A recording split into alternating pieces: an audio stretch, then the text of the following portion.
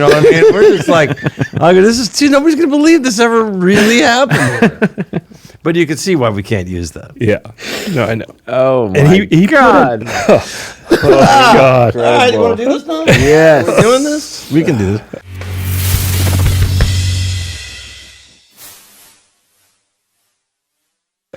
That could be for the outtake reel. That's one of the best. That might be the best story I've ever heard at Sunset Sound. There's lots Of Sunset Sound. This place is a magical place. Magical. I mean, come on. It's November 18th. We're here in Studio 2 at Sunset Sound. I'll take my sunglasses off. I'm not trying to be fabulous. The current music industry is just 80s music reinvented, so our two guests today are absolutely perfect to sit down, and we're so thrilled to have them. 80s reinvented, isn't it? Would you not agree? No, I don't know. I don't know anything anymore. To my right is Steve Lukather, an absolute legend. From teenage session player to forming Toto to 5 Grammys to now touring the globe with Ringo Starr. Thank you, sir, so much for coming in. And to my far left is one of my favorite people on the whole planet, one of the funniest, nicest people I've ever met, Mr. Nico Bolas, recording engineer who's worked at the studio for 50 years, worked with Toto. Oh, yeah. No, we have a deep, long history. None that can go on film. Yeah, I love Ken. We did a lot of great work together. We had a lot of fun. There's that, too. I knew you when you were a second engineer. You knew me when I was an intern. Well, for all you future engineers, Nico Bolas is one of the greatest, most accomplished. Thank you. And also has spent nearly 3 decades with Neil Young doing how many records now? I don't even know. Tens, dozens. I liked you in the film, though. I enjoyed the film. Oh, thanks, the man. Neil film was awesome. Yeah, the barn. I love Neil Young. Me too. I think I met him once. I don't really. You guys have would an get along experience. great. I just think the world of. I mean, I love all that stuff. You know, set up in a barn to play. Yeah, man. What time should I be there? You know? That's how I started out. It's just it was my parents' house, not a barn. Yeah. You were in here with him just like last year, weren't you? In this room, mixing something. Yeah, we mixed a couple Old things tapes, in right? here. Yeah. That's what's so special. Yesterday, David Foster was in here, and he walks in kidding. the lobby, and he's like, Sunset Sound. I've made a few records here. Yeah, well, like I said, when I first started out, I was working a lot with David. Yeah, You know, exactly. he liked me. Him and Jay Graydon were and Jeff Piccaro and David Page and all these guys were recommending me for sessions as a young punk ass, you know. And, Teenager, right? yeah, it started out at 18, 19 is when I started actually doing, when I was working here all the time. And Oh, I remember. Started coming You in. and Jeff would be in here most days if you weren't on the road, and you just we were always doing something. and you were cycling between the rooms. Yeah. Not just one room, maybe all rooms. There was a time we had all 3 rooms going. Yeah. We were doing some panic mix, you know. We have to hurry up. We were infamous for getting the tracks really fast, like 1 or 2 takes, you know. I mean, and then we'd spend, you know, $500,000 seeing how many tracks we could fill up and then how many more we could fill up. Once Unbelievable. they started going to being able Once to they sync up invented slavery, Yeah, it lock in the went 24 You crazy. remember we did it tracks. when we mixed Africa? There was like 24 tracks in sync. Oh, I know. I mean, I know you had to chase it down. I was there. Yeah, you were there. LaDonnie, me, you, and Jeff, and Dave. You remember the first session you came in here as a teenager? Was this like the first professional No, it recording wasn't studio? the first professional one, but it was when I first started feeling like, wow, I'm getting some calls with the A guys. Yeah. It was a great record. I mean, it was a Corey Wells record with David Anderle and a great engineer who we lost very early, Kent Nevergall. Oh, Kent. And he was so talented. He was. And I remember he had like the best headphone mix, and we'd go in and it was just sounded. And Anderle was, you know, he took a shine to me, and it was just all working and set, and the music was great, and the sessions were a lot of fun. Yeah. Kent was talented, man. It's a shame, you know, he left us too early. Yeah, he was on the early Peggy. Van Halen stuff. Peggy Yeah, talked he- about I him think a He lot. did the demos, I think. He did. He was Don's second for a while. Yeah. and he had I think Anderle had said, "It's okay, now we're moving you up to first engineer." So this is one of the first records he was doing. Yeah. So me and him took a shine to each other because we were the punk ass kids in the room, and he was great. And Peggy was the second engineer, Peggy Yeah. McCreary, and great times, man. That's incredible. Don And, Landy you know, called me about a month ago. Who? Don called me on the phone Don. from an unknown number, and he said, "Drew, it's Don Landy." It And I sounds said, like Don, like hiding in the bunker somewhere. exactly. And I was. I haven't seen Don I almost in shit a my long, pants. decades Long and decades. time. Last time I saw him was up at Ed's house, you know. He watches Back in this the day. and gave me notes on all the episodes. And he's like, "You got to get Bruce Botnick in." And also on episode 2 at 1:45, that's not correct. I actually did remix that. Botnick. I loved the way Botnick, the sounds in those Doors records and shit like that. Oh, yeah. He was great. He was the guy. That's I why they mean, came that's- here, right? Yeah. All those names are people that we worked with. You know, I managed to hang. You know, I used to walk down the halls, man. At one point, I'd be on a session in here or something like tracking. Somebody go, "Hey man, can you on a break? Can you come in and do a solo for us real quick?" Yeah. And I'd chuck an amp in there and go like, you know, lunch break, or I'd just go over and fucking stuff a sandwich and do a solo and make an extra take. God, that's so rad. That was great because there was so much work. Everybody was working, man. It was really. So much tracking. I would going say on. like from 77 to 85 or 88 was huge. That's when I was working all the time. I Every sort of day. towards the beginning, like mid 90s, I had pretty much stopped. Where'd you live? Just right around Hollywood here? Hills. Nice. Yeah. In You've been in 70 the same house. I got the same house. since I you get were- to keep that one because I bought it before both marriages. I said that with a pretty straight face, didn't I? Truth hurts. Right, man. I got to keep one house anyway. Waved goodbye to a couple, but you know, hey, man, I'm an old guy now. I don't need much, man. I got a nice little crib in the hills, man. That's all. That's I live perfect. near you. Yeah, around the Do you corner. still live there? Yeah, I do. Okay, see, we run into each other every Yeah, now and then. someone else is when right I'm there, hiking too. up through the hills. When I'm Yeah, not, Steve Perry's up the street. yeah. Miley There's a lot of Cyrus. cool people live up there. Tom Morello, Warren DeMartini, the guitar player in Rat. Oh, Nice. And Miley's got a house down the street. I heard that. I've Yeah. never seen her. It's on Amanda. She was in Yeah. here just this year for like 4 months. Oh. Cool. I like her. She's a really talented girl. Nico, when's the first session you were at Sunset Sound? Do you remember what it was on? Toto IV. No shit. Yeah. Was That that was the first time you were here? First time We I had been worked working here. together. We've been working since the together, late but 70s. we were at Record One. Most of the sessions I before did with Record you. One was Sound new. Factory. Sound Factory first. Sound Factory. I started in like '78. Gotcha. I was working there. That's where I met you then. Yeah. It must have been the Cooch record when he was doing Louise. Was that it? Yeah, Louise I worked on Goffin? that. Dennis Kirk was Who the I heard engineer. from yesterday I was out the of the blue. assistant. Really? Looking for a phone number from somebody. Wheezy. Wow. Wheezy's She's great. doing great. Yeah, man. She's awesome. We're all. I had dinner with Danny Korchmar. We just finished their record, Immediate Yeah, I know, he Family. said it was yeah, really, really good. It came Can't out wait to really hear it. fun. Yeah. It's wild. Anyway, back But to that Sunset was Sound. that was the first time I think. Yeah. Al brought you in on that? Was that Al working or did Al was cut Al, the tracks Tom here Knox. in this room. Studio Al two. cut the tracks here. Live. Tom Yeah. Knox Oh, shit. Awesome. was Tom Knox. No, he engineering showed here. up, man.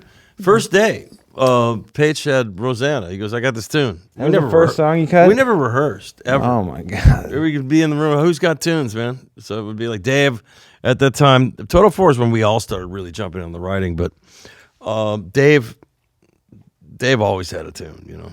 So he sat down, and this is like the record before that, Turnback, didn't sell that much, you know. I mean, it did okay by today's standards, but back then, if you didn't sell multi-platinum, it was a stiff. And anyway, so they're like, you better give us some hits, or you're off the label. So we were motivated. This was the big you know? Oh, push. yeah. Didn't Schnee mix that record? Nope. Turnback? No, that was great. Jeff Workman, who was What was Roy the Thomas one that? Baker's guy. What was the one that Schnee mixed? Because I worked on that one. Schnee never mixed the record for us. He worked on some stuff. Did some. I worked on it with him. I remember doing it. No, we never mixed a record with Bill. We worked with him, but What the hell did we do? It was at Record One. Could have been Boss Gags. Could have been. I don't a lot know. of stuff. I thought it was you guys. No. Oh, well. We worked at Schnee's Crowded studio. years. Google it, We're Farouk. getting around the block here, man. You know.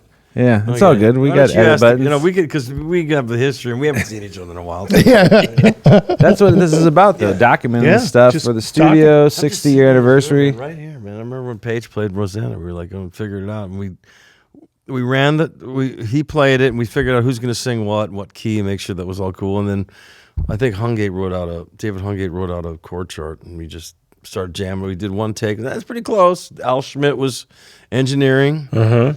Were you? No, you weren't there. You came in at the end, the overdubs with Ladani. Overdubs and mix. Because Ladani mixed that record, but Al So that cut had all to the be tracks and did most of the overdubs. In 1980, this room. 1981? Had to be 81. That's when we started it, in Yeah. 1981. Yeah. Where'd Al want the drums at in here? Where did he put them? Yeah, do you remember? Over there. In the corner. Yeah. Not the exact, it was usually just right there, Gotcha. with some room to get to the door. Yeah. So I remember Jeff would be here. And I had one of my amps in one of these rooms. Do you have a All Grammy sorts for of that interesting things would happen. then? Okay, because you were just assisting then? Yeah. Gotcha. Did Al bring you in on that then?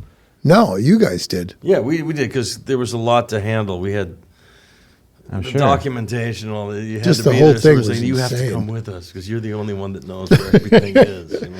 I would go to the Manor, and I would go to Good Morning Los Angeles, Jeff's studio. The Manor was Page's place, right? Yeah, Yeah, Right. the Villa. The Villa. was Right. Jeff's place.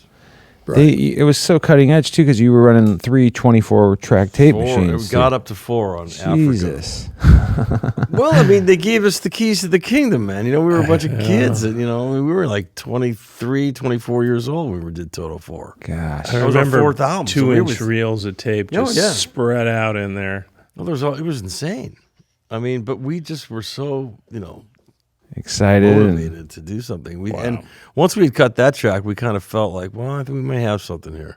Record company came. The first week of tracking, we cut about 3 or 4 great things and overdubbed on them, so people could kind of get a vibe for it. And the record company all of a sudden became friends with us again. That's great. And the rest is history. The rest is history. Back to your session playing days, but we definitely want to talk about this. Were you having to ghostwrite a lot of sessions because you were with CBS at the time when you'd play on like Barbra No, we Streisand's only had record? one hassle because we built it into our contract because Jeff and Dave, obviously, you know, were well-established studio musicians, and Dave was producing records and stuff, and we all were doing sessions, so we built it into our deal that we could do whatever sessions we wanted to and it wouldn't affect Nice. anything like that, except we did an Elton John record. Damn. And what happened was Walter Yetnikoff, the president of CBS, Sony then, and Mo Austin got into a tiff. And Elton was doing a record for Warner Brothers, I guess it was at the time. And Walter goes, well, you can't use those guys' name on your record. They used us for some... Really? And it was really hurtful to us because, like, you know, I'm really proud to work with Elton. You know what I mean? I mean, come on.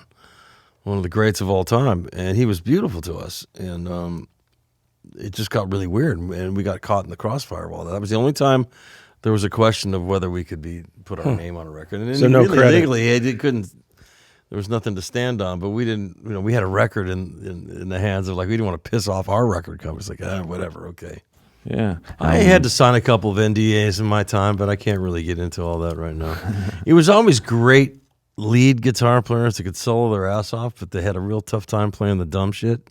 They'd hire me to go, ding, ding, ding, ding, ding, ding, ding, ding, ding, ding. You know, you play the dumb shit for time and whatnot. Yeah, but that's very humble. You have one of the best rhythm right hands You know, on the dang. planet. I mean, listen, I make more money. I made more. It's harder to play rhythm than it is to riff.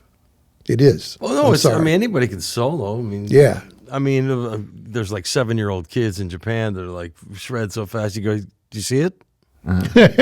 See it?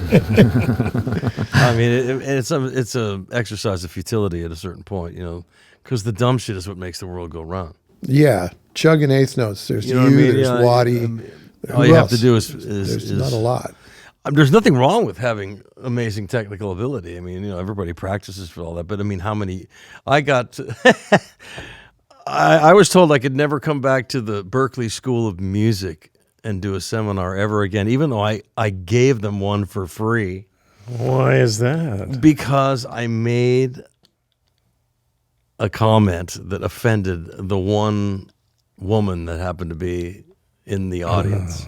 And I even gave a disclaimer. I had somebody say, hey, this guy's crazy. He's liable to say anything, so if you offend easily. What my joke was, and it's obvious it was a joke. Somebody asked about, you know, technique, you know, when you're playing in sessions, like, you know, I said, you know, all the ridiculous technique, you know, the crazy chops, I go, it's like having a 20-inch cock. It's great to show it to everybody, but what are you going to, how many places can you use it? Huge laugh not that bad. from the audience. And I saw the president, his name Carl. He was the dean of students. His head down like this. Oh no! And everybody laughed. I didn't think nothing of it, So we go up afterwards, and Carl goes, "I'm Luke. I love you. You're hilarious. Everybody love you. We got one complaint, a female, of course, about your penis." Penis joke. And I said, everybody's over 18 here. What is she? She's a musician. What? She's never going to hear a dick joke. I mean, come on. You're in the wrong line of work, girl. Anyway, so that was funny. Awesome. So that is pretty good. How did you hook up with David Foster? Here? You went from a 20-inch cock to David Foster. Speaking of 20-inch cocks. Oh my God. That's terrible. No. Nice segue, though, I have to say. That's pretty good. Foz. I met Foster, David Paich, and Jeff Porcaro. Here at And that's Sunset? how I met Jay Graydon and Lee Ritenour and Larry Carlton and Dean Parks and all the guys that were my heroes and guys that I got to sit next to and learn from. Yeah. Coming up, Ray Parker Jr. We sat in here many times. with Ray, Nice. man. Yeah. I remember Ray. This is great, man. This is the 70s, like 77, 78 maybe. Ray, and we were doing a session here. I forget who the artist was. And Ray would drive in with this white Rolls Royce, man. You'd see the front end coming about 2 blocks before the passenger. You could see who's driving the car. You know what I mean? It's old school. And he was just talking about this recently. We were laughing about it. And I'd show up dressed like, a grunge guy in 77. You know what I mean? And ripped up jeans, hair, and Pendleton and the whole thing. Because who's taking my picture? No one. Anyway, Ray's like, come on, man. I'm going to go get something to eat. So, so he's got me in the... He's dressed to the nines, man. Ray is always looking slick, man. And I love him to death so much. But, and I'm dressed up like, I'm like his little white houseboy. You know what I mean? Get my bags out of the trunk. Yes, Mr. Parker. Don't beat me, Mr. Parker. Oh, those are great days, man. I mean, because we were just all different kinds of people that liked each other a lot and made great music in any configuration you could put us in. A lot of great. This is the room that Lee Sklar took we were doing a record. It was a Jimmy Webb record, I think it was. Was it Jimmy Webb? No. Jimmy Webb? No, it wasn't. We did a Jimmy Webb record. Yeah. It was another record, but it was for the same production team. Anyway, whatever it was one of those things, and we've been doing the same song for a couple of days. It was back in those days. And one of the producers, who I'm not going to say, there was 2 of them, but I'm not going to say who because I'm not going to start that. But anyway, he comes in, he's trying to convince us to do another take, and he had a cup of coffee in his hand like this. And Sklar reached into his bag and pulled out what looked to be a gun. It was, a BB gun. Oh. And he shot the hot cup of coffee right out of the guy's hand. Oh, no. Screaming and yelling. Needless to say, he got fired. I thought it was one of the funniest things I'd ever seen in my life. That must have been crazy. He was Right there. Right in that there. corner. Oh, That's there's so amazing. many- this room right now. I'm getting What's a your freeze dad just doing? being in this room. What's Tutti Camarata, Paul's father, started Right. Sunset Sound? Tootie was great, man. I remember Tootie when I was young. What's he thinking when this is going on? There's people He with was- ninja he was swords sort of- outside and BB He guns. became and aware of coke me when I everywhere. was given, when I demanded the code for the... The phone. He was here. I think and I would just blurt out shit, for no reason at all. Because if I knew there was an audience out there at the basketball court, I could say something fucked up and get a laugh, cheap Yeah, laugh. he used to get a laugh out of it. But Tootie was like, we got a message from the owner of the studio to tell Lukather to stop using the intercom system. And they changed the number all the time. And I just grabbed one of the seconds and fucking That's the number. I'd get it out of him or her. Just so nobody gets in trouble. Tell the story what your dad is walking, because Blessed Sacrament, the church across the street, which has a lot of history with Sunset, with Jim Morrison, and the nuns lived upstairs, but your father was my touring father them. hooks up with the nuns. They had a choir. bet he did. A choir. yeah, they were so hot. So they had You a can't choir use hooked up anymore. or something at the church. So he wanted to record them. So I remember I bet he did. he took Leonard over there with the consulate and recorded them, and then he brought him back to the studio, and they were visiting here. that day Jeff got on the intercom. What did Jeff say? Jeff said it was pretty hilarious. Well, he probably saw them, and it was inspired to. Well, no, it's for Simmons. Yeah. It was the story Well, you were I don't telling. know that same terminology. I'm sure. But he was here, and I remember. I don't know about that one. I don't think I was my dad there. was kind of like, "What's that? The boys must be having fun." Boys, yes. But the nuns were like giggling. He said butt fuck. Oh, one of my favorite things in the world to do is find a priest in like say the airport and go, I got a joke for you, man. Yeah. Anyway, that was fun times.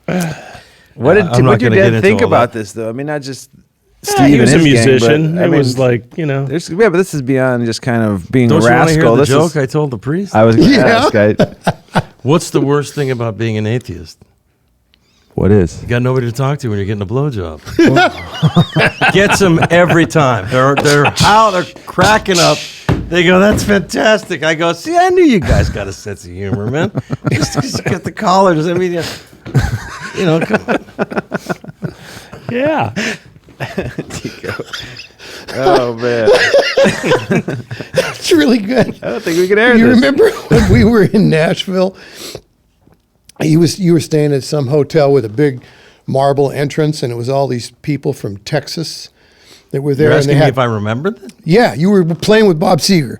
You were doing I a was record doing a with record Seger. with Seger. Yeah. That would have been 1990. Jeez, I have no recollection. What was I doing? I come walking in so we can go to lunch, and Right. you see me from across, and there's just all Texas tourists, very Republican, and I hear this screaming voice, "Neeks, I need you in me now." And I don't have a problem with that. half the tourists just kind of put their bags down and left. I used to see. I've calmed down in my old age. But I used to have that effect on people. I could clear a room pretty quick. Oh, I loved it. Listen, I mean, we just were. When it came time to work, we worked. Oh, yeah. But as soon as we were done working, man, it was like just a bunch of teenagers in old meat suits hanging out in the. That's the thing about everybody should really know. A lot of the disciplines that people use now in Pro Tools, and more importantly, in the hierarchy of track consolidation and organization, started around those records. You guys in particular, because nobody had done more than, except for Weather Report, I'd never seen any other band use more than 2 reels. There was a master and a slave. And to keep track of, well, this guy's got all these overdubs, and then this went to Page's studio. And all those, the track sheets were really important. they were really And important, sometimes but people didn't really. a lot Not of you, the, but other people. a lot of the organization and the record keeping and the hierarchies and all of that stuff came from there, from the same habits today. If you look at them, the way, stuff that I learned and then I gave to an assistant and they gave to an assistant, and you talk to some guy that's 4 generations away, but this is how they title everything and this is how they keep track of everything. We It's had all to be from pretty, there. when you start getting into 48 tracks or more. More. Especially was if you a lot had back lots of, then. like you had your master reel, which you had all the, the first generation tracking and whatever initial overdubs you did. You took that off. You copied everything. You put everything down to a couple tracks, and then that would open up all the other things to overdub. Everybody knows that. Right. But sometimes you get into more than one reel, and then things would get confused. Is that the master, or how do we configure it?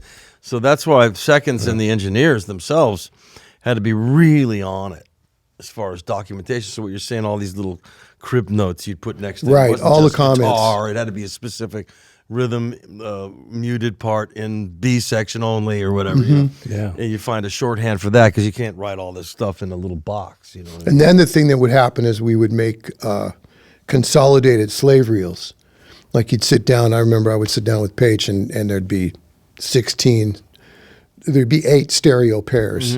And they would work their way through a song, and you'd have to comp all those to 2 or 4. Eventually, be like, open up some more tracks, Nico. Right. It's So you'd have to take build it. something that was Bouncing into. Right. not the master. It was Adjacent. a copy of a copy. Right. And then you could trash that and put it down a few generations to work to.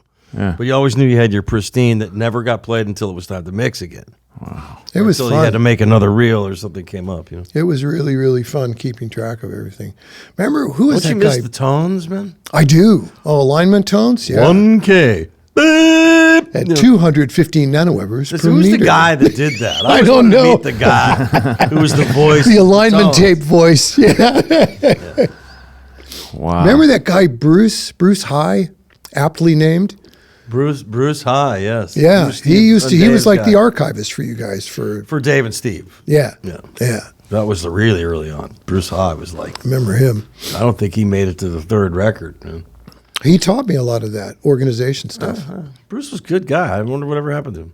Hi, Bruce. Yeah. I don't know where he is. He used to live by my mom. He's probably somewhere. like a monk in somewhere going, I survived this shit. That's Doesn't speak English Rusty. to anyone anymore. Jackson's assistant, Rusty. He moved to a farm in Nebraska. And Is that what it is? you know, we never meant to do that, but we were very, we only expected what we were willing to give of ourselves, which was everything. And we assumed that from everybody. Not everybody wanted to give everything to you. I mean, you weren't their whole life, you know. But, you know, we had a great time, man. I mean, I have few regrets in terms of recording. I don't My have life regrets. That's another story. That's another episode, kids. Tune in. Episode 2. Pack a lunch for that one. Oh my God. So Tom Knox was an engineer. I was trying to Early. remember his Early. name. Tom was David Page's buddy. First time I did the first demos we ever did as the band were in January of '77, and Tom was the engineer. Oh, he was the engineer. I learned how to. Tom Knox sat with me because Page was notoriously late every day. No. To the point where we changed his name on the rooming list to Al Ways Late.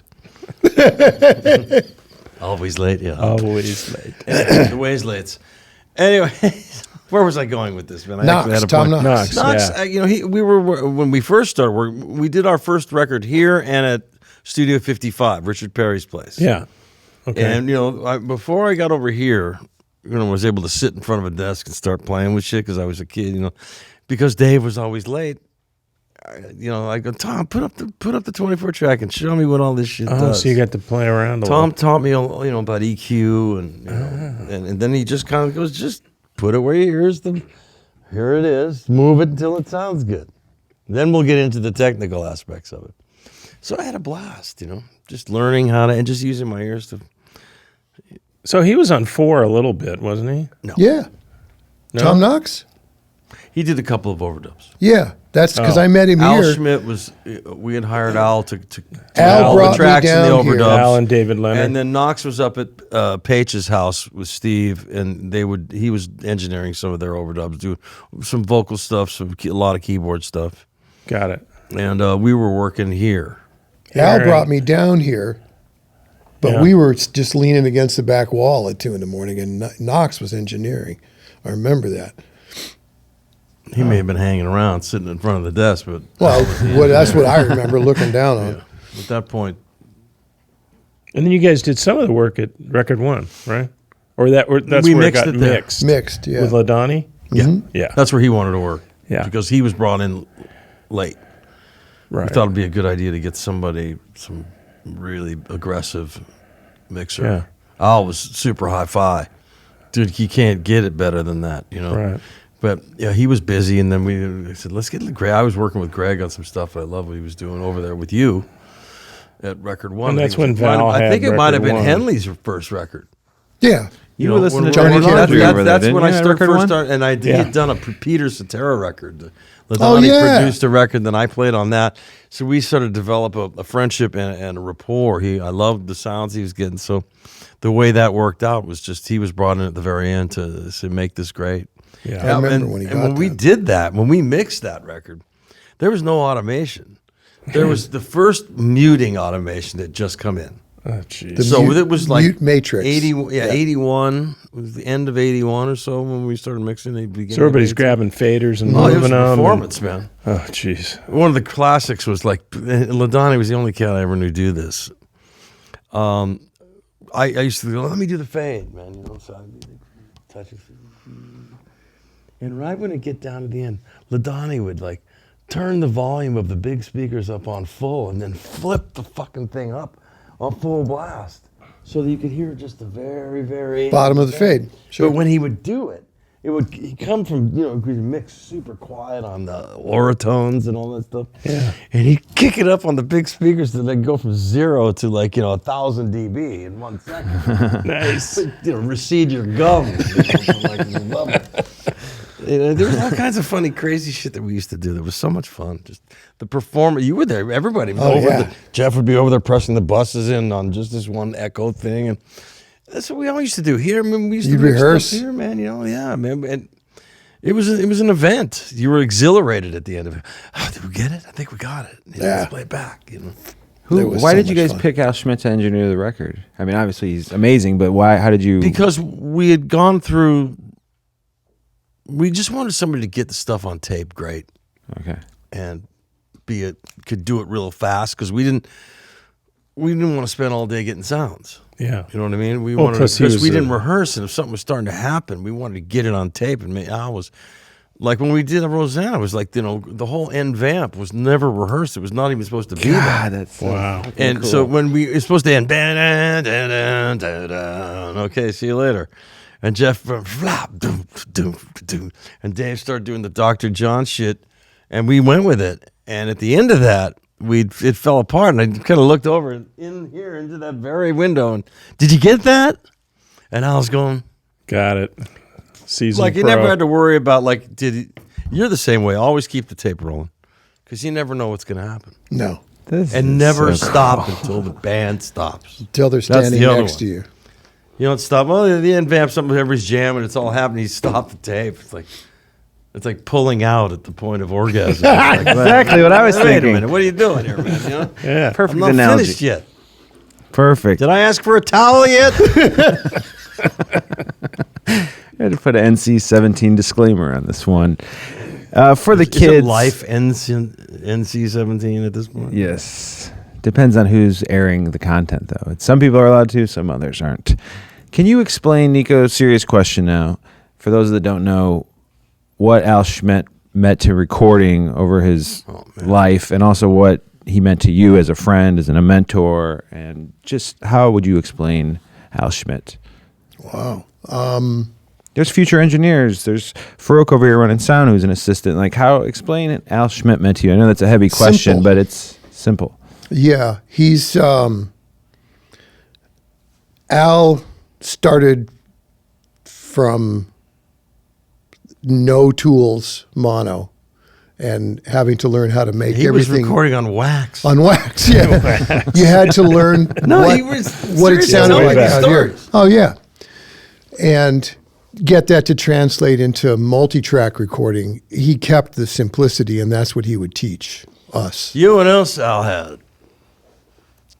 Mic Vibe. placement. Oh yeah. Well, he knew what things Yeah, you get sounded these cats that come in now, man. They're already EQing the EQ and before they've even heard the source. like. Yeah. Al, I mean, we used to crack up all the time because the engineers would spend like 30 hours on the drums. I'd be let's get a guitar sound. I'm plugging it. Okay, that's great. Let's hear the bass. I'd be hey, where's the low? What do you mean? He's already got it. You know? And so Al would come out and he'd poke his head and listen to my amp. And he just moved the 57 just a taste, and he'd be like, Big Fixed. difference. you know, Yeah. If I look, I watch his EQ all the time. When you had the API in here, Yeah. and one click at 10, Maybe. Not much. one click minus 1K, whatever. Never. There was never any of this. And his Yeah. levels. He'd always keep his levels. Like he'd be watching. Oh, the biggest thing he would yell watched the at me. meters a Yeah, lot, which was interesting. You make your life off the ballistics of the VUs. You learn them. I learned from Val and Hassinger taught Val, and Al taught Hassinger. That's just the system. But the first session I ever did with Al was I balanced everything before he got there, and he came in, and it was woodwinds and strings, some jazz thing. And he sat down and he hit play and he listened to it and he hit stop and he looked at me and he goes, "Where'd you learn this?" And I said, "I'm your great grandson." And he went, "Oh, cool." Did you? Your great grandson. Is that your opening line? Yeah. Well, How you doing? You guys are as tight as two human beings could be without penetration. We hung. Some of the You even drives started home, wearing a tie because of Al. I lost a bet. Yeah, I did, and I will always wear a tie now. That's what Yeah, that's there's about. no way you're getting out of it. I can't now. Yeah, the What was the motherfuckers. Can It you doesn't tell? matter. No. Okay. It's cool, but I'm not losing. Al also people. He was incredibly serious with his work, and there was no Fanatical. arguably the best ever. Yeah. But you know what I mean? When I say arguably, I have to give that because there's, we all learned from Al. When I first started doing sessions, he was the first great engineer that I ever sat my little sorry ass in front of, and he was really good to me. Taught me things. Hey, why don't you do? He was always really cool, and we became dear friends. And when we were doing Toto IV, we had so much fun. It was just great times, man. One time, Al really got me into relearning and studying what he was saying, mic placement. I'm fanatical about it. And one time, I stopped in to see him, and he was mixing a big band, and I listened to it, and it didn't sound good. It sounded good, but didn't sound like him. It wasn't deep. So I went up to him and I said, "You all right, man?" And he doesn't even move. He just goes, "I didn't cut it."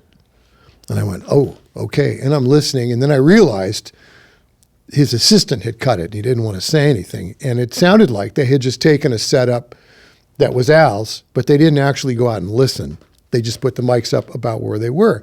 And that's what was wrong. So I leaned over and I said, "I think she's right. I think 3 inches makes a difference."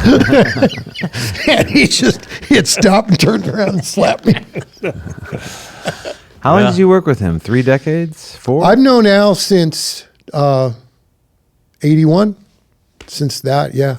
He was. Yeah. I miss him a lot, man.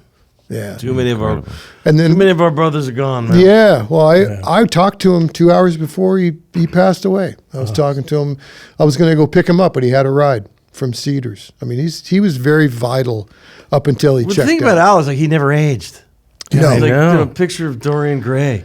He always I mean, looked when I the met, same. it's like he was like he wouldn't even tell Always the anybody how hippest. old he was. I don't think I know how old he was. He was 93. Was he fucking Yeah. really? It's amazing. Wow. Yeah. Wow. Yeah, he was up there. He was rocking. And sharp The as a last tack. 5 years. He looked like he was 50, like Yeah. forever 50, but We a would young do- 50. We would mix like Steve Jordan. It was great. He had me cut half of an album, and he had Al cut half of an album, and then he had me mix Al's tracks and Al mix mine, and we're both working. Yeah, it was a soul record for Rod incredible. Stewart. It was awesome. What a great! And so- I would have loved to hear that. I'm mixing, and the phone rings, and my assistant goes, "Nico, it's Al. He sounds pissed." And I went, "What?" So I take the phone. I says, "Yo, what's up?" And he goes, "Hey, man, from my room, it sounds like there's too much bass." And he hangs up. There was a difference between the way you would listen, Yeah, the exactly. levels at which you would listen. Al could mix a record without any speakers on. No, that was actually. There was a rumor that Al mixed the Steely Dan track without hearing So, what any had of the happened- music just by looking at the VU. Here's the story with that. I think that I don't know if that's a bullshit story or not. It's a great story. it could have been here, but he was mixing for them, and then he got everything balanced, and then he turned the speakers off to take a phone call or something, and then he went back and he just had the machine running and the VUs were going. He's just watching the ballistics, and the guys, Gary Katz and the Cats, show up after lunch, and they come in and they're real quiet, and they just see Al sitting at the console looking at the VUs, and then he goes and turns the speakers up, and it sounds beautiful. And Katz turns around, he goes, "He doesn't even listen." And that's what happens. Let's not play. Let's keep the myth alive. It's just great. I thought, but I mean, the thing is, you say that about anybody else, you'd laugh. Al Schmitt, you go, I wonder. I wonder. Al Yeah. could probably do that. You know what I mean? There's very few cats. There's some of those, the older school cats, man. They just have that aura about them. And he was definitely. Yeah, you could just God, feel it. everybody just Al Schmitt. But there's a big hole where it'll never be. the filled. second half of your question was, it was okay to really be emotionally involved. That's what you learned from Al. And it goes to the point that Steve was making. For that block of time, there were those of us, this is all that mattered. You know, if these cats wanted to do overdubs, everything in my family life was canceled. As far as I was concerned, I was on a nuclear sub. We were under the ice cap. And we were under the ice cap, all right, but that's we're not coming home. Now, let me look you straight in the eyes in this camera going, all the myths about how much cocaine we did are grossly or exaggerated. Were we naughty? Sometimes. When we were working, I mean, how naughty can you be when you have to concentrate on shit like that? There may have been a little bit of misbehavior. Days in the studio. There may have been a little bit of misbehavior, but the bad shit didn't happen until the session ended. Yeah. Everybody split. And but then the be focus... like, what do you mean it's 9 a.m? I got a 10 a.m. session. The focus was so hyper intense for what we were doing. And a lot of the stuff we were doing, there was so much to learn from these guys, Well, especially from we were Steve. also really young. So we So it were was all bulletproof in every era. We didn't need a lot of sleep. We were all married with children. I had a yogurt. The That was plenty studio of was food. like, this is where we live. Yeah. You know This what is I mean? it. Anything we wanted. At one point, when we were doing the Hydra record in here, we had a motorhome. Did you? We had a motorhome out there Just a hanging? for people sleeping. I didn't remember. I remember you guys sleeping in the lounge. Well, there was that. Everybody needed an extra couple hours because Sure. if you didn't sleep the night before, you needed to catch up a little. But no, there were cats that would go out in there and do tag team, and then then of course various people would drop off Sundries. sundries, Countries. Yeah. sundries, Replenishments. and liquid refreshment And fuel. and food. Yeah. Oh, and that too. Food. Gosh, this is... There was some great men. Yeah. We had this complex Sunset Sound. I mean, not only is it legendary for everything that's come out of it, but some of the hangs in like when we'd be doing sessions. Sometimes we wouldn't go in and listen because it was like wasn't that kind of a vibe. We do and they go, okay, we're gonna listen. So we just go right out that door and turn right into the women's bathroom. And there was never any women except for Peggy here at that time. Probably. And she Pretty was much. already hip to what was going on. But if you walked into that bathroom, what nobody knew, and that unless they went in there, was that there was a mirror like this and a mirror like this. A mirror on the table. A Yep. mirror on the table. And, when the band, they couldn't find the band for the next take. Where are they? I know where they are. Wow. There'd be all kinds of crazy. So The Peggy... tape library here. There used to be the tape library here. Oh, yeah. A lot of midnight confessions in there. When you walked in this room, that's exactly where you went and opened the door and I looked went in to there. see it there was no tape anymore, so there was nothing to store. Peggy has been on this show. She comes down. We love her. Tell her I send love, man. I haven't seen her in years, man. She was so great. I Yeah. always loved her. She's still great. Exactly. When I had to do a bunch of remixes for Prince, I called Peggy. I said, you got to come help me do this. This is yours. And she came over, and she's exactly the same. She's just wonderful. Super No quick, filter, hears loving. right away. She's amazing. She was great. She's down. Obviously, She's still with us. Yeah. She's Oh, yeah, terrible. she's cool. Bag, I'm just kidding. Peggy McCreary worked with Prince for 6-7 years. Did you see Prince in Yeah. those days back here? I mean, Oh, Paul this is gave him a piano. No. This is great Prince stories. The first time I worked with Prince was in Studio 3 Worked with him. James Newton Howard. Was producing Valerie Carter. Oh, yeah. And Prince had just been discovered by Cavallo Ruffalo Management Company, and he'd flown him in from Minnesota, and James had hired me for the session anyway. And he said, man, there's this kid here, man, from Minneapolis. He's supposed to be some genius guy. They want him to co-produce with me or whatever. I think he's just going to hang out a little bit. Don't worry about it. And he was my age, so I didn't, So I get in there. And I didn't know Prince. I thought first I hear somebody calls himself Prince. I'm going, that's his name? Or did he give that to himself? I'm just being a smart ass. I know nothing about this guy. Right. Well, he Prince, huh? He was a non. And so anyway, he's there, and he's just this real quiet, skinny little dude.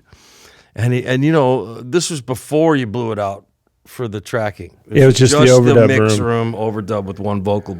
Oh, wow. That's all that was there when we did Hydras. So that would have been 79, 80. yeah. Anyway, so this would have been right around that time period. And I was sitting with, like, say this is 3, James was sitting here, I was sitting here playing, speakers there, the couch is where you are down. So I didn't really see him. But I'd play something. I was doing solos or something like that. I'd do something. I'd play something. And James goes, yeah. And all of a sudden it'd be real quiet. And from the front, it would just be this. Look over. Didn't say a fucking word, man. And I'm going to James, go, what's up with this cat, man? I mean, it was creeping me out. He never said a freaking word to me. So that's the first Prince encounter. And that's a production on I'm his playing part. all day long. The cat never said nothing to me, man. Wow. Just occasionally would stare at me in a very odd way. So then he becomes Prince and all this thing. Well, he was mixing Purple Rain. Yeah. I was working here in 2, and he was in 3. And it was like 10 in the morning. I was here for a tracking session for somebody. I forget who it was. And he was sitting on that purple bike that was in the movie in a silver lame suit. Sitting on it. And it's not on. Yeah. Right? He had this like a huge Bodyguard. white bodyguard guy with the white big hair. dude. You know, Yeah. he'd play basketball with him in high heels and stuff like that. It's pretty freaky. But the cat was on the bike, man. And when I'm walking in, I see him. I got a guitar. I go, hey, man. And I got like one of these. He's sitting on the bike. It's 10 in the morning with the full everything, you know. He's like this. And I go, hey, man. He goes. Oh, really? I got a little. I got a little. And I've had a few Prince. Wow. So I'm a big fan. Let me just say. Of course. As a Yeah. musician, yeah, he wouldn't talk to me, man. He wouldn't talk to anyone. And it Very lasted quiet. a long time because we did this, I don't know, maybe about 10 years ago, maybe a little longer. We did a show in Curacao, which is, I want to say a Danish island. Mm. And they have the North Sea Jazz Festival, Curacao. Yeah. And we headlined one night, and Prince was headlining one night. Oh. So we were there the night before. And now I knew we were going to this island. So 6 months prior, I had booked the biggest suite overlooking the ocean because it was a vacation. I'm going to hang here afterwards. And I want the nicest room they got, my dime. Well, apparently Prince wanted that room. Oh. And I already had it. And I was right above him. Oh, my. And he was pissed. And I wanted to go see the show. And he wouldn't let us come on the stage to see his show. And our tour manager at that time used to work for Prince as a tour manager. Oh, no kidding. So you had a connection, and he was, he was just like, totally no. goes out. He also screwed. Well, I'm not going to start talking about this. Anyway, it was I find it humorous. You know what I mean? Yeah. Yeah. I was going to drop down like a little rubber duck with a sign on it that said, "Hey, man, are we cool?" You know, but that didn't get to happen. You know what I mean? Wow. That's amazing. Obviously, this room held Toto IV sessions and amazing other things, but Eddie Van Halen and his brother and Michael Anthony and David Lee Roth come in 1976 and do the demos in here. 10 rolls of tape, 25 tracks, all in one day. Landy, Ted Templeman. I've seen the photos. When did you first meet Ed here? I met Ed in '79 at the California World Music Festival at the Coliseum. Wow. So you didn't know who he was when you guys I were... knew who he was then because when we were doing our first record, Yeah. their first album had just come out. And Paige came into the studio and he goes, "Here, I want you to hear something while you're doing solos." And he played me Eruption. Oh, Oh, shit. no kidding. And I'm like, what the fuck is that? I lost my mind because I never heard anything like him before. Who is, why? I got to know.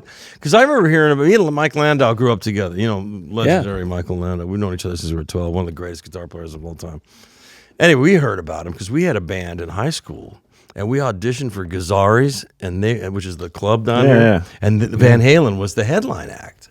Now, we thought Van Halen was some guy named Van Halen. Yeah. We didn't know, but we'd go hang out at Guitar Center on Sunset when we were still in junior high and stuff like that. And we'd get our parents to drop us off for a few hours to play all the guitars we couldn't afford. Anyway, we heard about, hey, man, you and Landau. He goes, you guys should meet this guy named Eddie from Pasadena, man. He's another young cat like you guys, man. Plays there. Anyway, we auditioned for Gazzari's. We're going, we're trying to make it like that. And it was me and Landau and John Pierce and another drummer. This the high school band? Yeah, Yeah. one of my high school bands. Yeah. And we auditioned, got the gig, and then they found out we were 16 years old. Oh. And they said, we can't. You got to be at least 18. So the confusing part was when the first Van Halen record came out, and they had put him at the same age as me. But he wasn't. But he wasn't. He was older. Yeah. David Lee Roth wanted him to lie about his age. That's what Eddie told me anyway. I said, because I said to him, wait a second. That can't be, because when we auditioned for the club, they were obviously 18 and older. Yeah. 18, 19, 20 maybe even.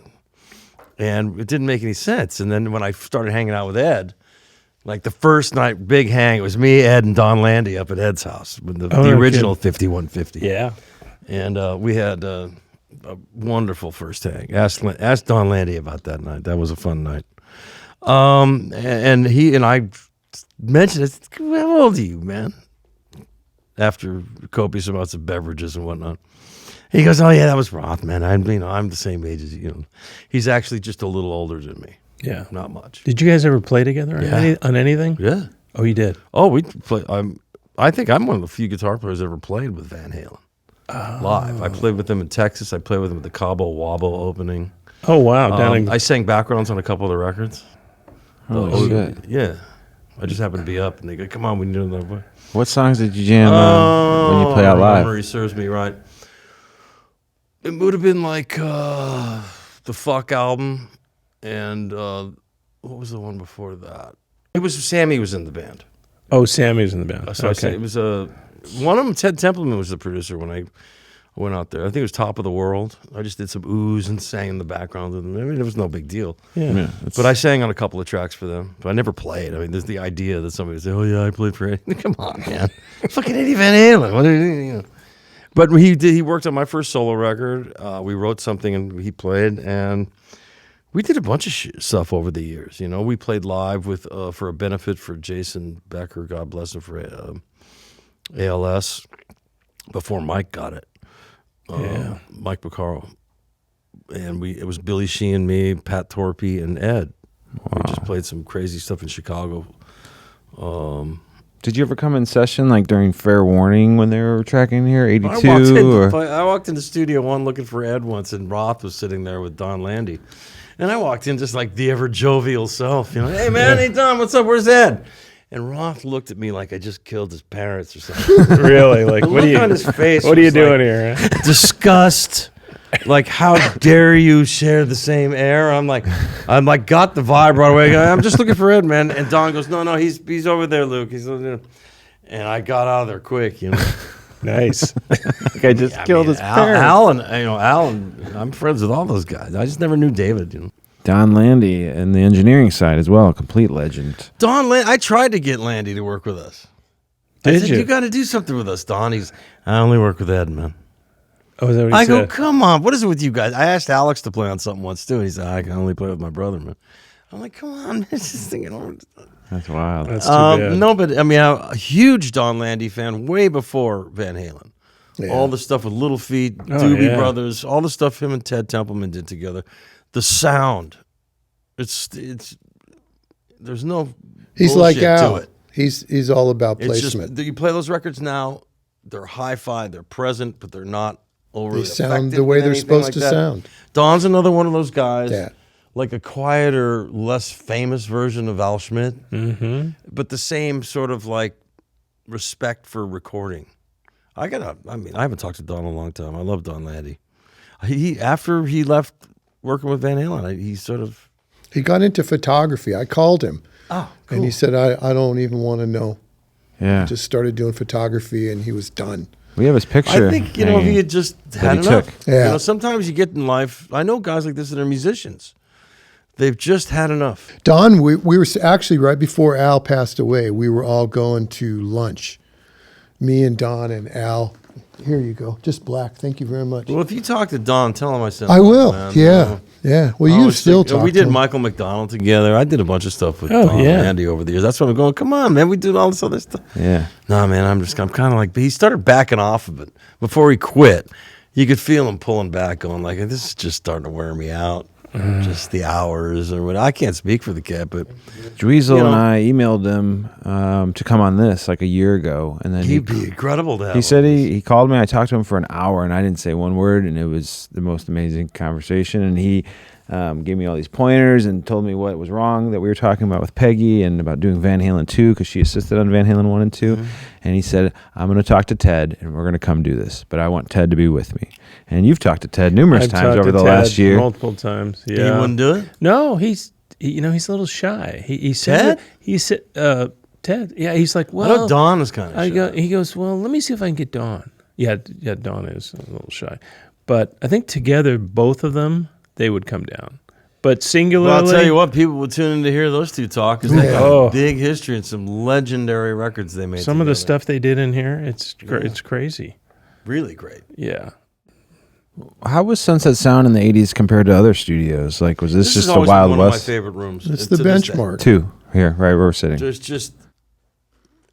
I can't even put my finger on it. I just know that everything sounds better here. It's so special that this is This almost room in 2023. particular, I kind of got a thing for Studio 2. Love them all. There's a lot of great shit happened in here, man. I mean, countless, hundreds of records in this room. Literally, without exaggerating. Beatles worked in here. Frank Ringo, Zappa. his two big records he did here.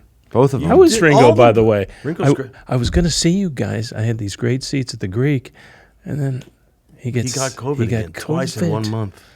No shit. Wow. And he's 82, so, But but he's he was fine. He's like, I don't feel bad, but the box says that I'm sick. Oh, so he was okay, though. I think what happened was he took the drug, like when he got it the first time, he took something for it, and then to some people, it causes a rebound relapse thing, He got it, and he wasn't really bad, I can't really speak for him. He's fine now. I talked to him 2 days ago. Oh, good. I'm going to see him Monday, but, no, I love him so much, man. No, but no, he's the guy.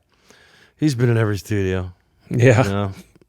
But everybody loves this room. When people go like, hey, where should I work? I go, Nice. anyway, getting back to it. Yeah, man, there's just so many great times, man. This compound. Sunset was always the benchmark too. Like we would see, no matter what record you were working on, if it was a record that was significant, there'd always be boxes from Sunset Sound.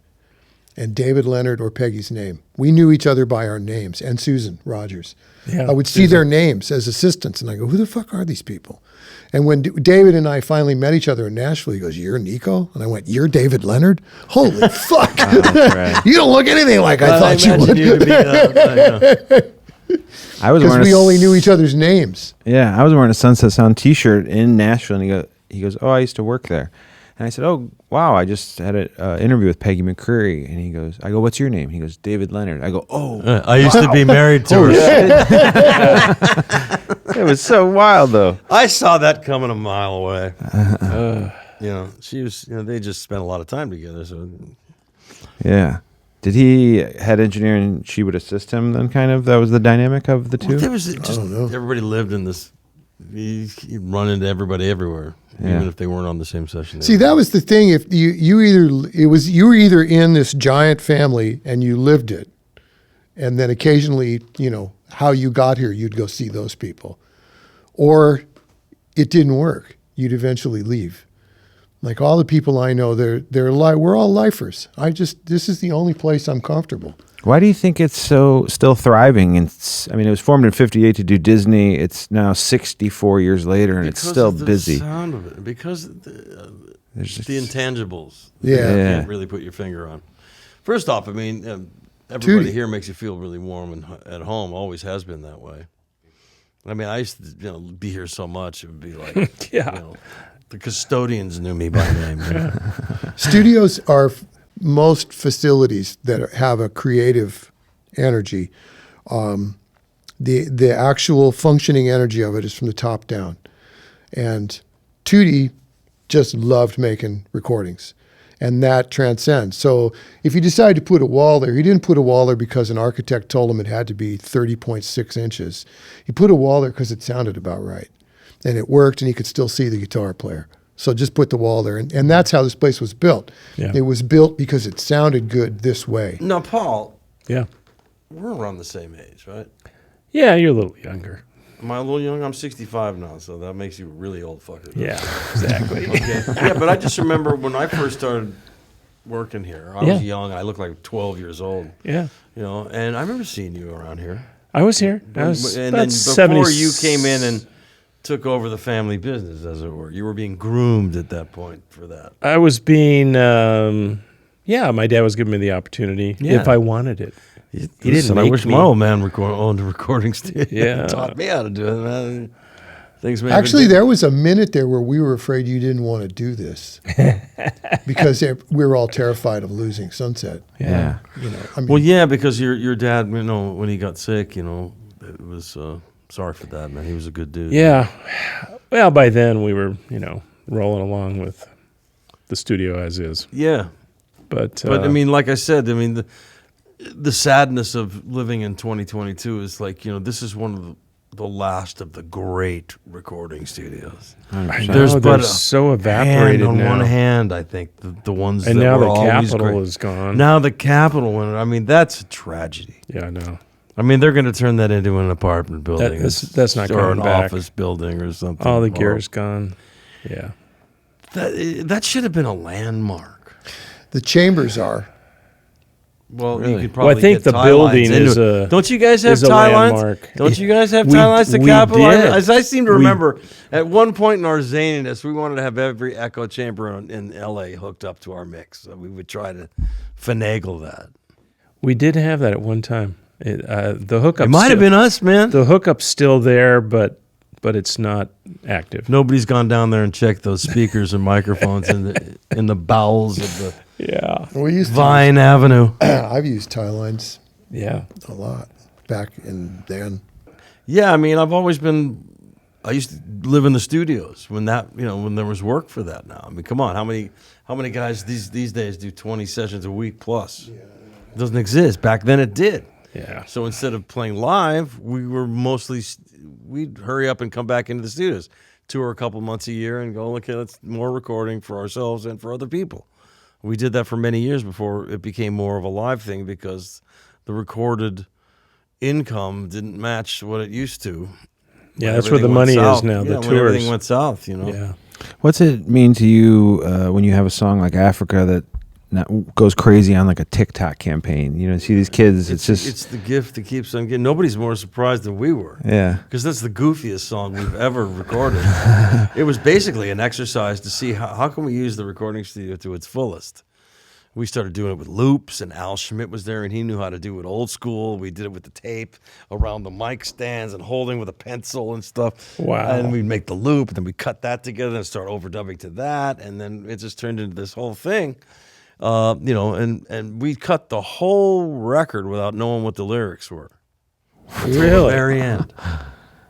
Wow. didn't Dave know would just that. hum along. Go, it's a great melody, man. Lyrics. I don't even write about, I don't know, Africa or something. It's like Africa. Dave, we're from North Hollywood, man. We need to write about Africa. Did Jeff come up with the drum riffs? No, Jeff was very much of the muse for the whole thing. He was the one that said, okay, we're going to do this. We're going to do it with a loop. And he took over the leadership role in that particular movie, especially when we first started cutting it, Yeah. all the way up to the point where, and then he helped Dave with the lyrics. Oh, So, okay. the lyrics were silly. I mean, come on, let's face it. I mean, so we never really thought much of it. And then it became it was like a number one record back in 1983. Yeah. So we didn't think much of it. And then it's just one of those freaks of nature things. It just came back like a scathing case of herpes from the past. You know what I mean? You thought it was gone, but no, it came back. You scratched it a little too hard and it festered. There's And it you know came you know back. what TikTok is, right? Oh, sure. We're going crazy on there, and there's like a Toto challenge, hashtag Toto Oh, challenge. there was and people there's- that would play just that song all night long in a club. I would kill myself after the third time. I would get Yeah. we had no idea what that was going to be. It started out as a gag, and it just snowballed got into this massive thing. Huge. I'm walking out. Great of for the- it's been of great for the- business though. Oh, yeah. I'm walking out of the gate, and Jeff's walking in, and he stops me. And I could tell he was really excited. And he goes, Paul, I got something to tell you. And I go, what's that? And he goes, we're going to #1 next week on Billboard Yeah, with Toto IV. And I was like, oh, my God, it really? was a great time. Yeah, I mean, Was that a highlight of? I mean, having that record just Absolutely. everywhere at Come on, the we're sitting time. in the audience at the Grammy Awards, going, "What is this setup?" and then they call your name. They were just going, this is just, it's still, that is so surreal. I don't have much memory of it. Yeah. It was more like, I was on some acid trip that Whirlwind. it was the same. It was great because my parents were in the audience. They got to see that their investment paid off.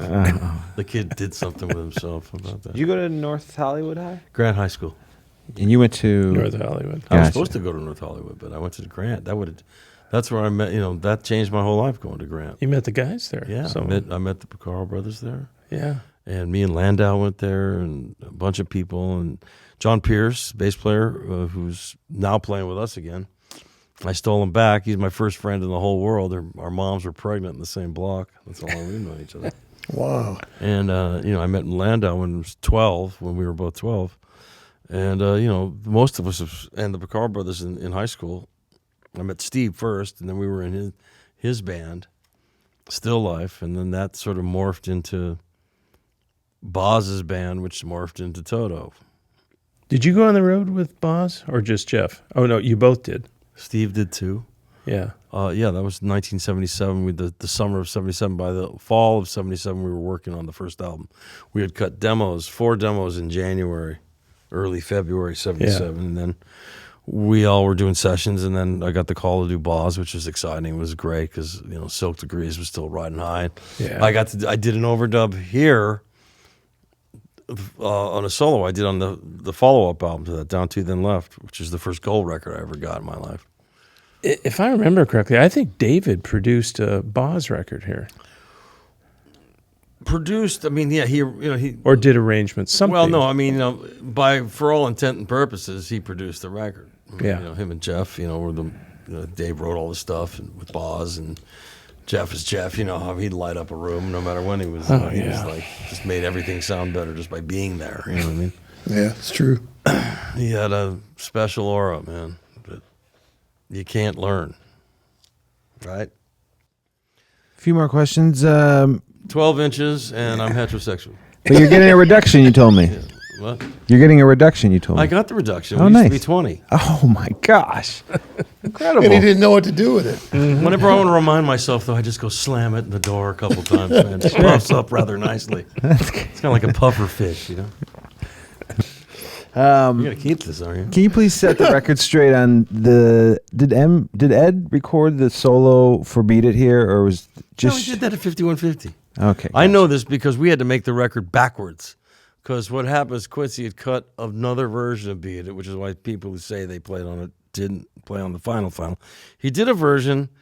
Michael did the lead vocal, and they did quintupled it and really worked hard on the vocal. And then Eddie, they sent the tape up to Ed's house, to Don, and they cut the 2-inch tape, which fucked the SMPTE code, which means they couldn't sync up the master.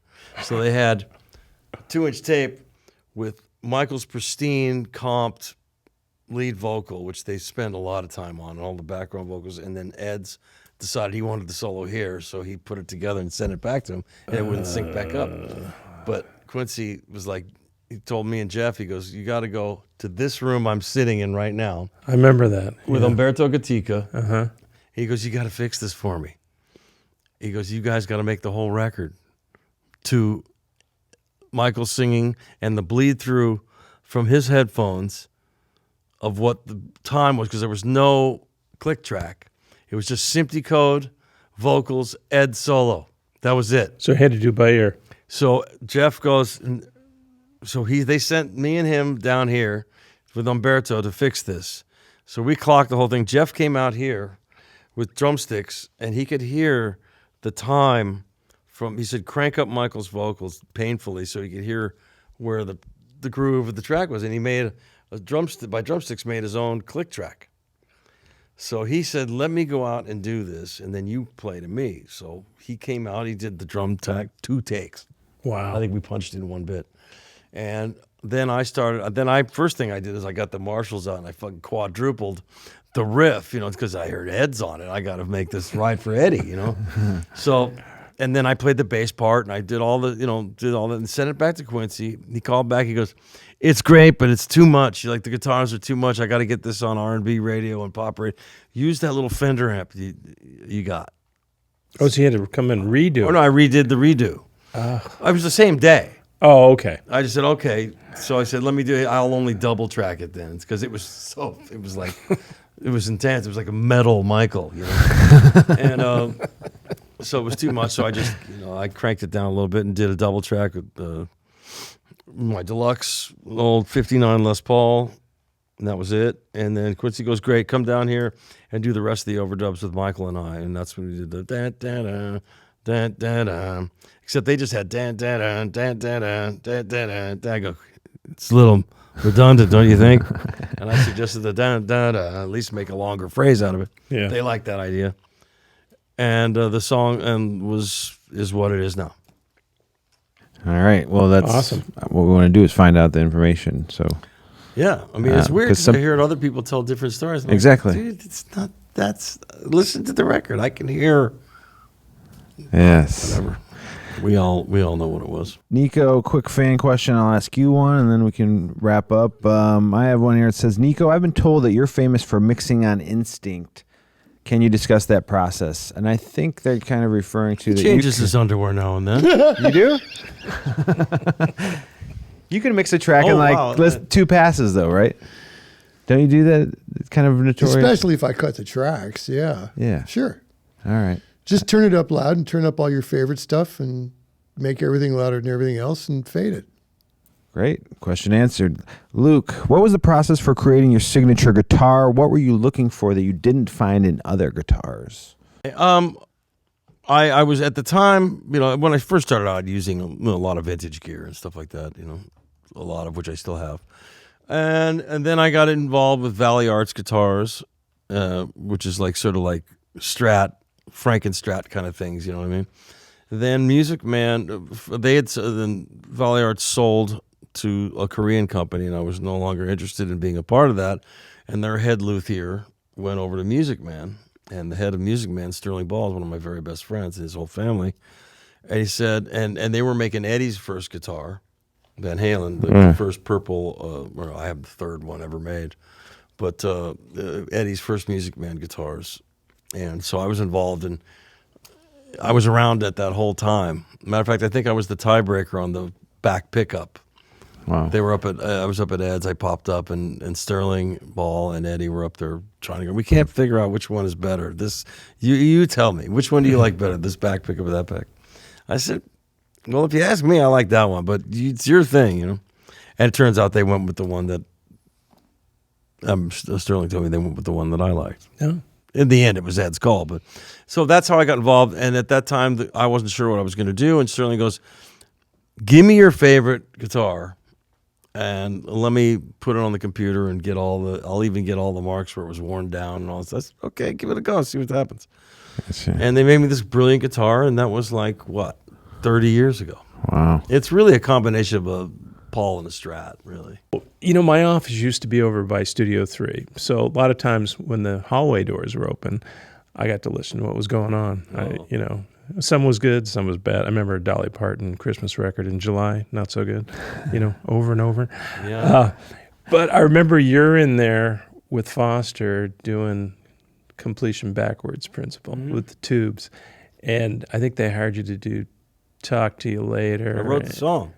Oh, you wrote the song? With Foster and Fee, yeah. Yeah. I wrote both their big hits. She's a Beauty. Yeah. And you were doing the guitar solo on that. Yeah. So I always thought that was awesome. But my question is...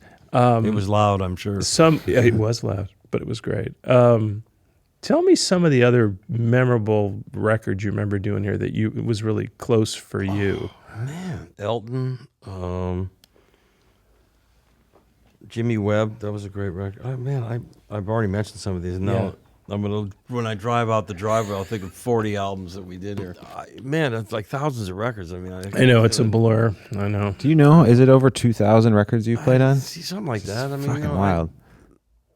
When my book came out, they found 1,500, and they didn't really look that hard. There's a whole bunch of overs. It's probably about 2.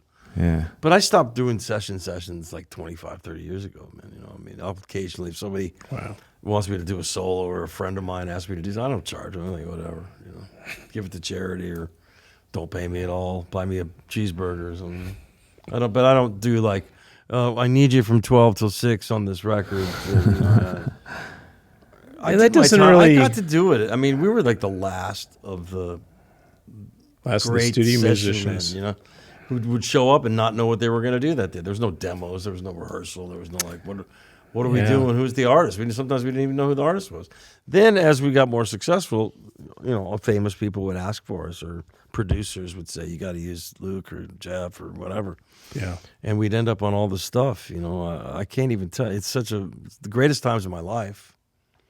Going from studio to studio, you know, like some of the shit we'd get up to, man. Like if we knew somebody, like if we worked from 12 to 6 and we had the night off and we knew somebody had a 7 o'clock, you know, we'd fuck with them to try to make them late.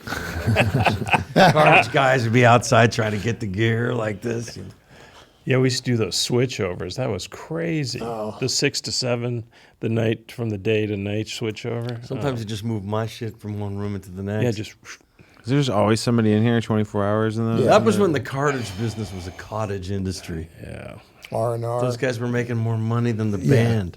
I bet. Hey man, Saying it Jamel's retired with millions in Lake Havasu.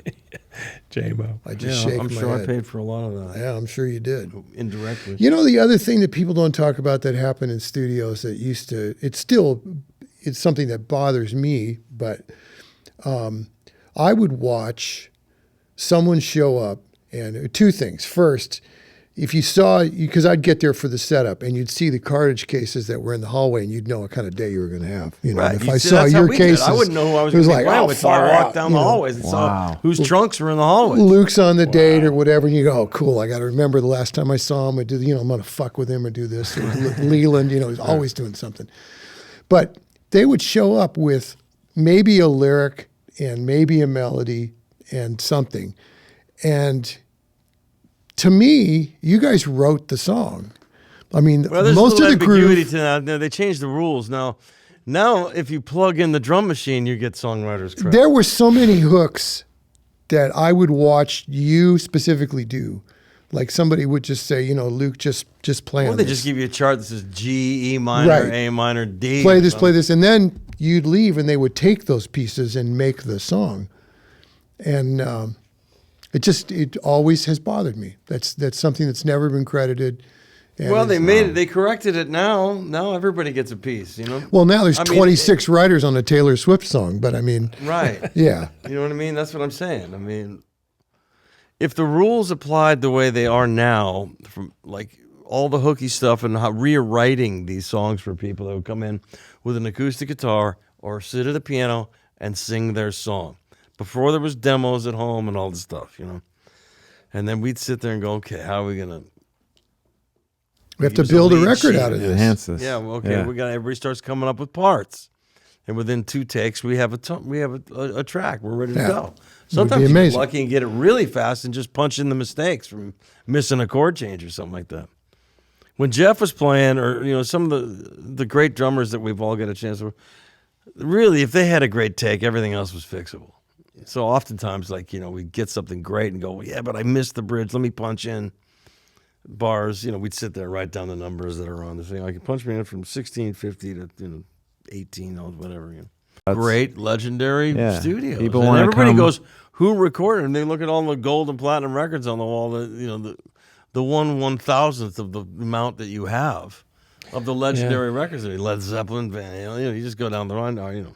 All the Grammy award winning records are on the wall. Why wouldn't you want to work where that magic Exactly. Yeah. happened? It's so untouched too in here. It's like that Van Plus Halen the photo great shoot. gear and all the great mics and all the great The echo headphones. chambers and all. Biggest Staff. thing about it is the headphones. The headphones. People can hear. No, this is. Let me tell you, It's true. way back in the old working with Kent, like in '77 and stuff. The best headphone sound I ever heard in my life. Oh, with our little boxes. I don't Yeah. know what the fuck was going on, Yeah. but all I know is it sounded like a mastered record in my phones. Wow. The echoes and everybody could have it. It was If people clear, are playing in punchy. the record, then they're playing in the record. And this not is making a before there were record later. individual mixes, so you really counted on whoever was manning it. On the send. Yeah, on the send, because Yeah. as the main engineer, You're worried about getting the shit on tape. You don't give a fuck about my headphone mix. You know, it's like, can I get a little more reverb in the phones? It's like, fuck you. I'm working on the snare sound. You know, You like, do though, Don't because bug me, kid. That's just for you. Your stroke. You know, it's not going to make it good or not. typically in those days you had two headphone stands. You had one for the singer and one for the band, and the only difference really was that there was more vocal for the Or singer. if the drummer wanted to hear the click track, and Click, and that might be a separate send, but that could make or break a tracking date. Because if the cats can't hear each other, then it's just you got nothing. The other one, the kid, you know, I've got, you know, here, I'm not proud of this, but see this and tinnitus were caused by Yeah. wearing headphones on my head for like 14 hours a day, and then the novice singer taking the phones off and putting it around the microphone. So you get While the it's on your 10K head? tune, Oh, God. 10K tone at about 400 dB. You've never seen cats move so fast in your life. Oh, jeez. Nice. Same look on your face as bending over for the soap in the prison shower, except without the eye bleed. Oh my god. No, but like, you know, it makes a big difference. Somebody having that, because you get it great. People get inspired by the sound. Great things can happen by inspire the band. It gets on the tape. Everybody's happy, right? And they're also the great engineers. And when you'd see like, oh well, I already know this is going to be great. If you walk in and you don't know somebody, you're going to go, well, okay, let's see how this goes. How can I help? Do you consume any? Not anymore. No, it's been 14 years. Yeah, me neither. Any Going on 14 years. modern music coming out? Like, Do I consume it? Yeah, man. I got just 4 kids. okay. Some people don't touch it. Nick Launay, great producer, doesn't listen to anything. Well, that it came out. depends on what you know, there's a lot of music that I've just become familiar with. I mean, I don't listen to top 40 music. I can't really relate to that much. Of course. Not that I don't like it. It's just that I don't put myself in a situation where I'm confronted with it. Like a band like Tool, who's been around Love for Tool. 20 years. They're Fantastic. amazing. There's a really interesting band called Periphery. There's got some wacky guitar player stuff, man. These guys, it's not metal, but it appeals to that audience. It's just, you know, high-tech shit. Yeah. But cool, something different. You know, Exactly. somebody give me a new twist to it. Because if I hear the same freaking chord changes again, I'm, you know, back 45 years ago, they were still using A minor, F, C, G. Nothing's changed. Yes. It's like you gotta, you know, as a session player, because we'd have to come up with unique parts for the same chord changes. Sometimes a songwriter would get the same song cut by 3 different people, and we'd be the same band going, all right, this song again. What am I going to play this time? You know? But some of them became big hits. I was never the guy to pick a hit. If I thought, that's a hit, stiff. If I go, this is jive, man, I don't know about this. Multi-platinum single. I remember when we did Let's Get Physical for Olivia. Newton-John. It wasn't here, but it was like, Right. I remember when I was doing an overdub, do the solo on the record. And I'm with John Farrar, who I love. He hired me when I was a kid. I love him. He's such a brilliant songwriter and producer and everything. He played me the track, and I heard, let's get... And I'm like humping the desk. I'm going, yeah, man, this will be a big one. And he's going, no, mate, this is going to be a big one. Said Steve Kipner wrote it. He's a great songwriter, and I made fun of it. It's a it's huge, massive record. I just have to laugh. Beat it. When I heard the lyrics to Beat It, I went to Quincy. I go, you're kidding me, right? You're kidding me. Huge. Sure enough, number 1. It's like, Funny that way. I was always the guy that would find the twisted version of the lyric that was never meant to be that way until I announced it to the entire songwriter. Then you can't unsee Songwriter it. goes like this. We were on a record day for Richard Perry in 1977. Who was the cat's name? He was a songwriter he wrote pop songs for everybody. It was me, Jeff Hungate, and it was all the guys, you know. And this guy came in with a song called "But Love Me." But love me? You know, "But Love Me." Oh, but love You know, me. "But Love Me." But all we saw on the lead sheet was "But Love Me," and Hungate went around and put 2 T's on everybody's chart. And when he sang the hook of the song, we all stood up in the first take and yelled, "But love me!" And we got fired. That's pretty good. This is a Perry session? Yes, I remember. It's 100 years ago, but I mean, we got, poor cat, we ruined his life. He never thought it. The songwriter was like, that never entered his mind. That's crazy. And we ruined his song. Like, I could sit here for fucking days and do this with you, man. You know what I mean? But love me. Yeah, you're gonna get a lot. You get a lot of clicks on this. Wow. I don't know what you're gonna do with this. Creative editing, perhaps. It's just amazing to be in 2022 and have people like you and Peggy and Nico come in here with Paul, who's the son of the original owner, and it's just My neighbor, for God's sake. Tell me a story about Paul in 1987. Ooh. Peggy said that she'd see him walking in with 2 girls on each arm and a Porsche. And wow. No, I didn't see that. But I saw you hanging around. Yeah. Oh, what's up, man? I was hanging. We were just pals. I never saw anything sordid from him. when I started here, though, we did an There were some initial. interesting things that happened in that vocal booth, though. I remember we were doing an overdub. You don't want to use this part. Our tour manager at the time brought this girl in, and you guys had those gobos that are made out of styrofoam. The foam ones. Yeah. Yeah. You know where this is going now, right? And we're in there, lights out, dark in the studio. We're in there, and there's a vocal mic in there, which we happen to just turn up and hit the 2-track.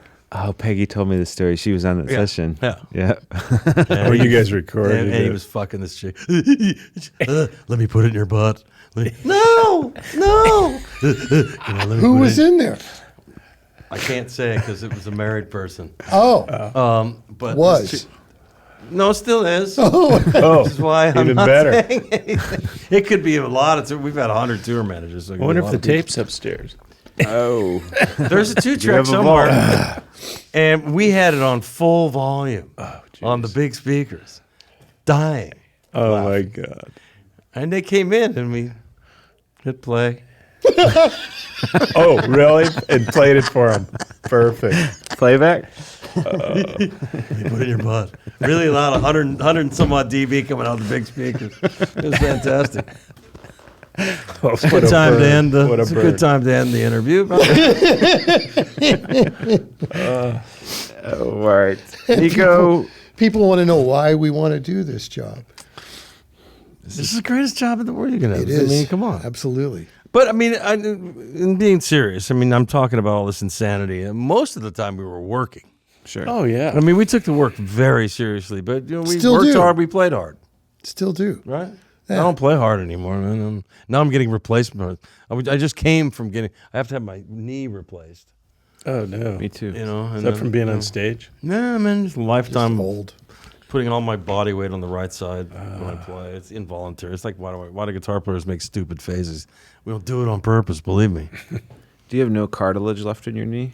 Yeah, it's That's pretty what bone mine on is. bone. It at just this goes, point, yeah. right. No, it doesn't hurt that bad.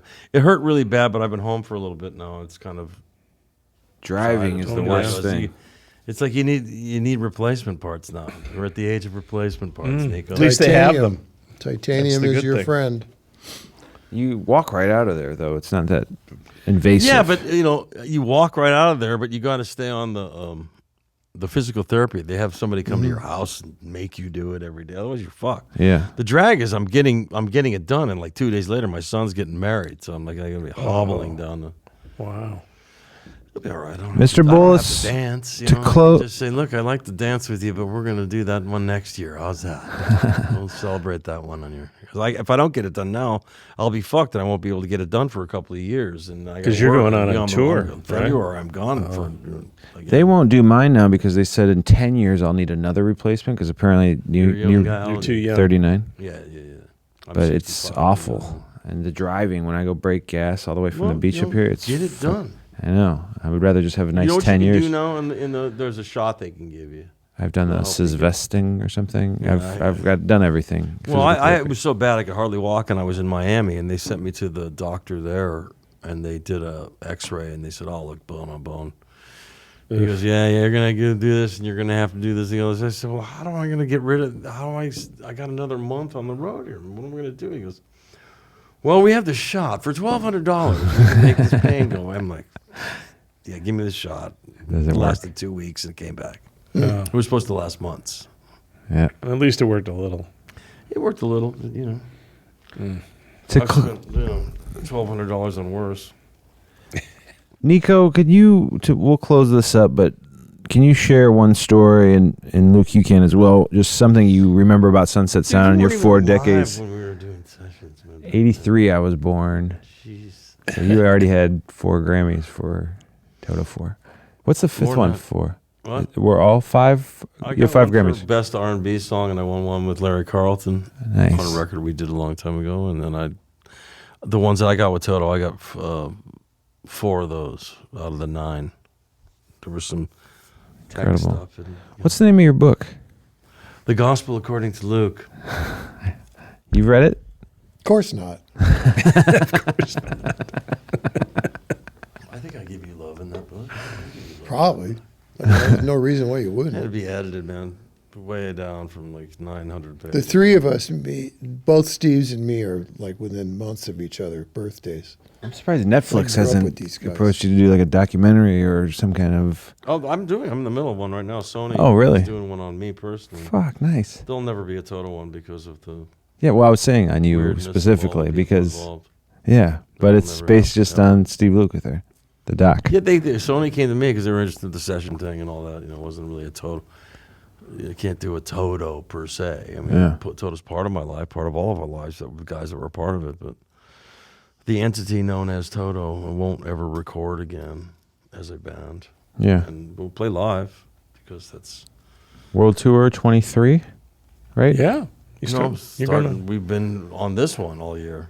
Right. Started in February. We're gonna go back out in February and Gotcha. hit all the rest of the places in the world we haven't been, and then start all over. is it again. domestic or are you going overseas? No, domestic. Yeah. Yeah. We did both. We did 3 months with Journey here in the arenas, and we're gonna do that again next year. And we're doing our own stuff. Going Japan like we Oh, did. nice. Then Europe, we did 2.5 months in Europe this summer. It was great, headlining all the festivals and doing our own shows. Is Ringo going to get out next year? We did. Yeah, we're gonna do. I'm not. I can't say nothing right now. Oh, okay. But well, I hope to see you. Might be a date or two. Oh, good.